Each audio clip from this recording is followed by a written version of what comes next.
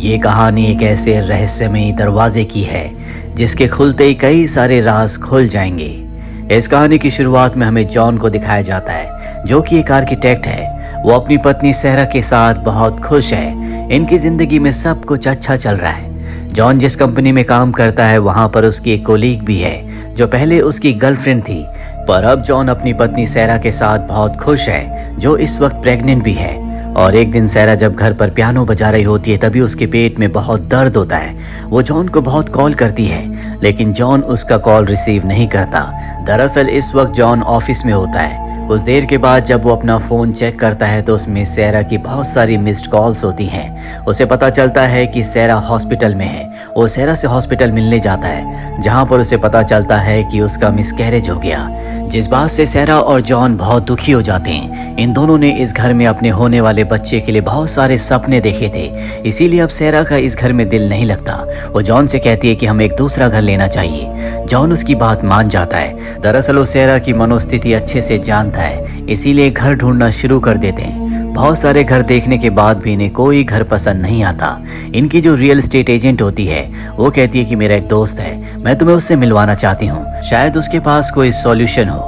और अब वो एजेंट इन दोनों को अपने दोस्त के घर ले जाती है, जो शहर से थोड़ा सा बाहर होता है। ये घर बहुत ही आलीशान है, जहाँ पर इस घर का ओनर, जिसका नाम एमिड है, वो सहरा और जॉन का वेलकम करता है। इन दोनों को ये एमिड का नेचर बहुत पसंद आता है। वो अपना पूरा घर इन्हें दिखाता और बताता है कि पिछले 10 सालों से मैं इस घर को रेनोवेट कर रहा हूँ, लेकिन इस घर से मुझे कभी खुशियाँ नहीं मिली। एक बार मुझे इस घर से खुशियाँ मिली थी जब मेरी पत्नी मेरे साथ थी। इस वक्त उसकी पत्नी उसके साथ नहीं होती। उसकी पत्नी कहाँ गई, उसका क्या हुआ, इस बारे में एमिड इन दोनों को कुछ नहीं बताता। एमिड पूछता है कि तुम नया घर क्यों खरीदना चाहते हो। सहरा कहती है कि हम पुरानी यादों को पीछे छोड़कर एक नई शुरुआत करना चाहते हैं। एमिड कहता है कि ये बहुत अच्छी बात है, हर एक इंसान को जिंदगी में नई शुरुआत करने का मौका मिलना चाहिए। ये दोनों देखते हैं कि यहाँ पर बहुत सारे हथियार भी हैं। एमिड बताता है कि ये हथियार इस घर से जुड़े हुए हैं। इस घर की खुदाई के दौरान हमें ये मिले थे, इसीलिए मैंने इन्हें घर पर ही रखा हुआ है। ये सब के सब रात को बहुत अच्छा टाइम स्पेंड करते हैं। एमिड कहता है कि आज रात को तुम दोनों यहीं पर रुक जाओ। सहरा उसकी बात मान जाती है। अगली सुबह दोनों के दोनों जब उठते हैं तो ये देखते हैं कि एमिड घर पर नहीं है। उसने इन दोनों के लिए एक लेटर छोड़ा होता है जिसमें लिखा होता है कि ये घर मैं तुम्हें दे सकता हूँ, यहाँ तुम अपनी जिंदगी की नई शुरुआत कर सकते हो। बस एक ही शर्त है, नीचे एक दरवाजा है जो कि बेसमेंट यानी कि तहखाने का है, उस दरवाजे को कभी मत खोलना। अगर तुमने उस दरवाजे को खोला तो मैं तुमसे घर वापस ले लूंगा, और अगर तुम घर को नहीं खोलते तो तुम हमेशा यहाँ पर रह सकते हो, ये घर तुम्हारा हो जाएगा। सहरा और जॉन को ये बात बहुत अजीब लगती है, लेकिन इन दोनों को ही ये घर बहुत पसंद होता है। ये दोनों यहाँ पर रहना चाहते हैं, लेकिन जॉन के दिमाग में बहुत सारे सवाल होते हैं कि नीचे तहखाने में क्या है, क्यों इन दोनों को दरवाजा खोलने से मना किया गया। सहरा उसे समझाती है कि हमें इस बात से कोई लेना देना नहीं कि वहाँ पर क्या है, ये बहुत ही आलीशान घर है, हम यहाँ पर अपनी जिंदगी की नई शुरुआत कर सकते हैं। जॉन उसकी बात मान जाता है और अब इनकी रियल एस्टेट एजेंट भी यहाँ पर आ जाती है। दरअसल एमिड ने उसे सब कुछ बता दिया होता है। ये दोनों अब यहाँ पर रहना शुरू कर देते हैं, इसीलिए ये एक हाउस वार्मिंग पार्टी रखते हैं जिसमें इन दोनों के बहुत सारे फ्रेंड्स आते हैं। यहाँ पर जॉन की वो कोलीग भी आती है जो उसकी एक्स गर्लफ्रेंड थी। दरअसल जॉन ने उसे इन्वाइट नहीं किया था, वो बिना इन्विटेशन के पार्टी में आ गई थी। जॉन उसे अकेले में ले जाता और बताता है कि अब मैं शादीशुदा हूँ, मैं अपनी पत्नी के साथ बहुत खुश हूँ, हमारा जो रिश्ता था वो खत्म हो चुका है। तभी बाहर एक आदमी आता है जिसके हाथ में गैसोलीन होता है। उसकी बॉडी लैंग्वेज, उसके एक्सप्रेशंस को देखकर ऐसा लगता है जैसे वो अपने आप को जलाना चाहता है। तभी वहाँ पर जॉन आ जाता है। वो बताता है कि पहले मैं भी इस घर में रहा करता था, इससे पहले कि बहुत देर हो जाए सब कुछ खत्म कर देना। ये कहकर वो आदमी वहाँ से चला जाता है। जॉन को कुछ समझ नहीं आता कि उस आदमी ने ऐसा क्यों कहा। उसके दिमाग में अब भी बहुत सारे सवाल हैं, जो सारे के सारे सवाल नीचे तहखाने से जुड़े हुए हैं। वो जानना चाहता है कि उसके अंदर क्या है, पर चाहकर भी वो उस दरवाजे को नहीं खोल सकता, क्योंकि अगर उसने दरवाजे को खोला तो उन्हें इस घर को छोड़ना होगा। वहीं अगले दिन सहरा को दिखाया जाता है जो अपनी नेबर के घर जाती है। उसकी नेबर उसका वेलकम करती है, और जब सहरा अपने घर जा रही होती है तो वो उसे कहती है कि मैं उम्मीद करती हूँ कि तुम इस घर में टिक पाओगी। इसका मतलब ये है कि इनसे पहले भी कुछ लोग यहाँ पर रहने के लिए आ चुके हैं। और सबसे बड़ा सवाल ये होता है कि इतना आलीशान, इतना महंगा घर कोई किसी को फ्री ऑफ कॉस्ट कैसे दे सकता है। वहीं जॉन जब ऑफिस पहुंचता है तो उसकी जो एक्स गर्लफ्रेंड होती है, जो उसकी कोलीग भी है, वो उस पर आरोप लगाती है कि जॉन ने मेरे ऊपर सेक्सुअल हरासमेंट किया है। जॉन को ऑफिस से निकाल दिया जाता और कहा जाता है कि जब तक हम इसकी इन्वेस्टिगेशन पूरी ना कर लें तब तक तुम ऑफिस नहीं आ सकते। जॉन ये बात अपनी पत्नी सैरा को नहीं बताता। वो अक्सर घर पर ही रहता है और सैरा को शक ना हो इसीलिए कभी कभी वो बाहर चला जाता है। अब एक दिन जब वो बाहर होता है, फोन पर बात कर रहा होता है, तभी उसका ध्यान तहखाने के दरवाजे पर जाता है। वो तय करता है कि आज वो इस दरवाजे को खोलकर नीचे देखेगा कि वहां पर क्या है। वो उसे खोलने की कोशिश करता है। इस कोशिश में उसके हाथ पर चोट भी लग जाती है, जिसके बाद वो दरवाजे को नहीं खोलता। रात को जब वो सैरा के साथ डिनर कर रहा होता है तो वो कहता है क्यों ना हम उस दरवाजे को खोलें। वैसे भी अगर हमने दरवाजा खोल दिया तो एमेट को कैसे पता चलेगा कि हमने दरवाजा खोला था। सैरा इस बात पर नाराज हो जाती है। वो कहती है कि तुम्हें इस बात को भूलना होगा कि तहखाने में क्या है, हमें इस बात से कोई लेना देना नहीं है।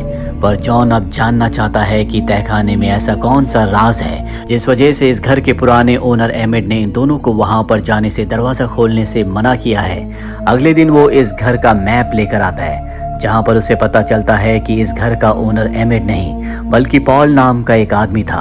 पॉल वही आदमी है जो इनके घर के बाहर पार्टी वाले दिन गैसोलीन लेकर आया था, जिसने जॉन से कहा था कि इससे पहले कि बहुत देर हो जाए सब कुछ खत्म कर देना। और अब नक्शा देखने के बाद जॉन को पता चलता है कि घर के अंदर से ही तहखाने तक जाने का एक दूसरा रास्ता भी है। और जब सैरा घर पर नहीं होती वो उस दूसरे रास्ते को ढूंढने की कोशिश करता है। जल्दी उसे रास्ता मिल जाता है। वो नीचे पहुंच जाता है, लेकिन अब भी उसके सामने एक गेट है जिस गेट को खोलने के बाद ही वो नीचे तहखाने में जा सकता है। पर इससे पहले कि वो जाता उसे गाड़ी की आवाज आती है। वो समझ जाता है कि सैरा आ चुकी है, इसीलिए वो वहां से बाहर आ जाता है। इसके बाद वो अपनी कोलीग अपनी एक्स गर्लफ्रेंड से मिलने के लिए जाता है। वो एक पार्किंग लॉट में उससे मिलता है जहां पर वो कहता है कि तुम ये सब क्यों कर रही हो।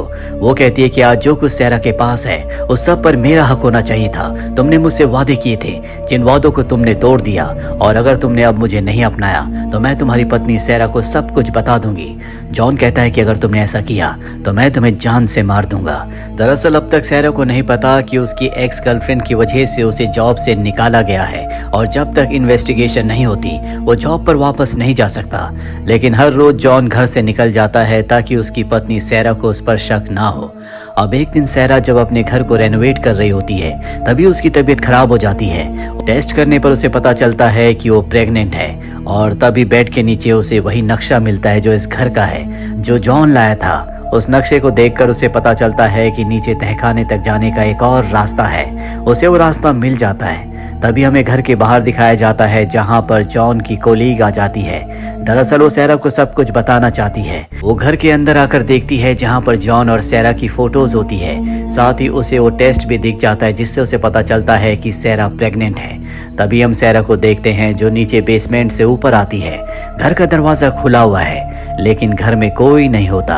कुछ देर के बाद जॉन जब अपने घर के बाहर अपनी गाड़ी में होता है तो वो अपनी कोलीग अपनी एक्स गर्लफ्रेंड की गाड़ी वहां पर देखता है। उसे देखकर उसे बहुत गुस्सा आता है। उसे पूरा यकीन हो जाता है कि उसने सैरा को सब कुछ बता दिया, इसीलिए वो अपनी गाड़ी से उसकी गाड़ी का पीछा करता है। लेकिन वो गाड़ी को बहुत स्पीड से चलाती है, इसीलिए जॉन उसे चेज नहीं कर पाता, जिससे उसे बहुत गुस्सा आता है।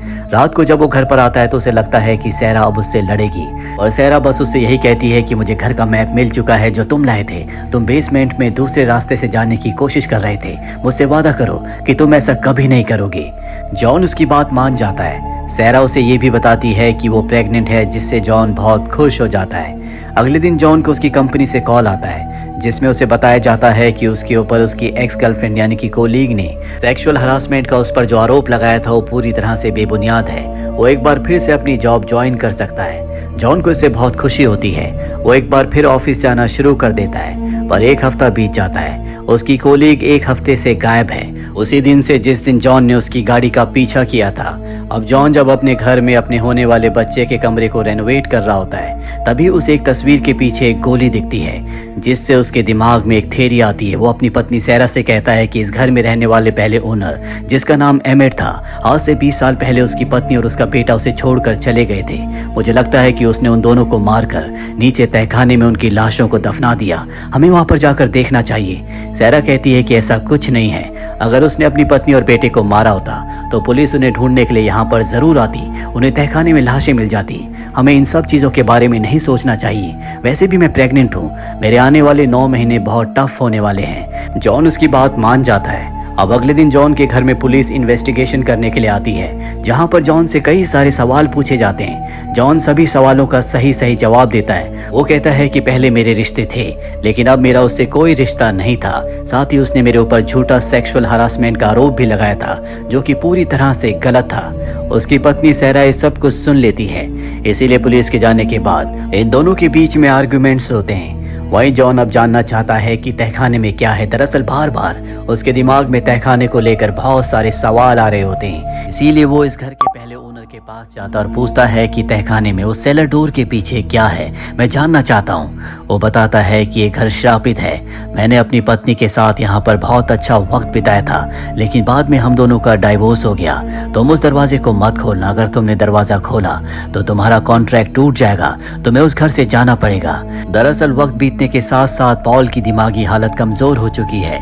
जॉन को अपने सवालों का जवाब नहीं मिलता, इसीलिए वो तय करता है कि किसी भी कीमत पर वो तहखाने के दरवाजे को खोलेगा। वो घर जाकर उस सेलर डोर का तहखाने के दरवाजे का ताला तोड़ देता है, पर इससे पहले कि वो उस दरवाजे को खोलता, सहरा पीछे से आकर उसके सर पर वार करती है, जिससे वो बेहोश हो जाता है। और जब उसे होश आता है तो घर के अंदर होता है। सहरा उसके सामने होती है। वो पूछता है कि तुमने ऐसा क्यों किया। सहरा कहती है कि अगर तुमने उस दरवाजे को खोला तो मेरे बहुत सारे राज खुल जाएंगे। वो समझ जाता है कि उसकी कोली को और किसी ने नहीं बल्कि सहरा ने ही मारा है। जॉन पूछता है कि तुमने ऐसा क्यों किया। सहरा कहती है कि उस दिन वो हमारे घर पर आई थी और वो कह रही थी कि जो कुछ आज तुम्हारे पास है उस सब पर मेरा हक है। वो मुझसे तुम्हें छीनना चाहती थी। मैंने उससे ऐसा कहने से मना भी किया, लेकिन वो बार बार एक ही बात को बोल रही थी और धीरे धीरे मेरी तरफ बढ़ रही थी। इसीलिए मेरे हाथ में जो गन थी मैंने उससे गोली चला दी, जिससे उसकी मृत्यु हो गई। दीवार पर जो गोली जॉन को मिली थी वो गोली उन्हीं गोलियों में से एक थी जो उसने जॉन की एक्स गर्लफ्रेंड यानी कि कोली के ऊपर चलाई थी। वो बताती है कि उसे मारने के बाद उसकी बॉडी को मैंने नीचे बेसमेंट में छुपा दिया, जिसके बाद मैं उसकी गाड़ी लेकर यहाँ से निकल गई और जंगल के बीचों बीच छोड़ दिया। जॉन को समझ में आ जाता है कि उस दिन जब वो अपनी कोली की गाड़ी का पीछा कर रहा था तो उसे सहरा चला रही थी। जॉन कहता है कि मैं पुलिस को सब कुछ बता दूंगा। वो कहती है कि ऐसा मत करना, अगर तुमने ऐसा किया तो पुलिस तुम्हें पकड़ लेगी, क्योंकि मैं सरकारी गवाह बन जाऊंगी। मैं कहूंगी कि तुमने ही अपनी कोली को मारा है, क्योंकि वो तुम्हें ब्लैकमेल कर रही थी। वो तुम्हें अपनी जिंदगी में शामिल करना चाहती थी और तुम अपने परिवार को नहीं खोना चाहते थे। इसीलिए तुमने उसे मारकर उसकी बॉडी को नीचे बेसमेंट में छुपा दिया। पुलिस मेरी हर एक बात को मानेगी, क्योंकि हर एक बात तुम्हारे खिलाफ जाती है। जॉन को समझ में आ जाता है कि पुलिस कभी उसकी बातों का विश्वास नहीं करेगी। सहरा उसे प्यार से समझाती है कि हमारा बच्चा इस दुनिया में आने वाला है, हम उसके साथ एक नई जिंदगी की शुरुआत कर सकते हैं। मैं नहीं चाहती कि उसके होने के बाद उसे पता चले कि उसका पिता जेल में है। जॉन को उसकी बात माननी पड़ती है। वैसे भी उसके पास इसके अलावा और कोई दूसरा रास्ता नहीं होता। कुछ और महीने बीत जाते हैं और अब सहरा और जॉन अपने घर में एक पार्टी रखते हैं जो इनके होने वाले बच्चे के लिए होती है। यहाँ पर बहुत सारे लोग आते हैं और तभी उनकी नेबर बताती है कि कोई पियानो के ऊपर तुम दोनों के लिए कोई गिफ्ट रख कर गया है। और जब ये उस एनवलप को खोलते हैं तो उसके अंदर सेलर डोर की यानी कि तहखाने के दरवाजे की चाबी होती है, जो कि इनसे पहले यहाँ पर रह रहे इस घर के ओनर एमेड ने इनके लिए भेजी थी। साथ ही एक लेटर भी होता है जिसमें लिखा होता है कि तुम अब उस दरवाजे को खोल सकते हो, लेकिन वहाँ पर जो राज हैं, जो वहाँ पर सीक्रेट्स हैं, तुम उन्हें एक्सेप्ट करने के लिए और बर्दाश्त करने के लिए तैयार रहना। ये चाबी को वहीं पर छोड़कर अपने घर में आए हुए लोगों के साथ फोटो खिंचवाने के लिए चले जाते हैं। फोटो में हर कोई खुश होता है सिवाय जॉन के, क्योंकि अब भी उसके दिमाग में बहुत सारे सवाल हैं। दरअसल ये पूरी कहानी इंसानों की फितरत, उनकी सच्चाई को बताती है। हर एक इंसान के दिल में बहुत सारे राज होते हैं, जो राज वो कभी किसी को नहीं बताना चाहता, क्योंकि अगर वो राज वो बातें दूसरों के सामने आई तो उस इंसान के अस्तित्व का वो एक हिस्सा दुनिया के सामने आ जाएगा जिसे वो शायद खुद भी नहीं देखना चाहता। और ऐसे राज, ऐसी बातें हर एक इंसान की जिंदगी का हिस्सा होती है, जिन्हें वो ताला लगाकर अपने दिल के अंदर हमेशा के लिए कैद रखता है, जिसकी चाबी वो कभी किसी को नहीं देना चाहता, क्योंकि वो नहीं चाहता कि कोई भी उन्हें देखे।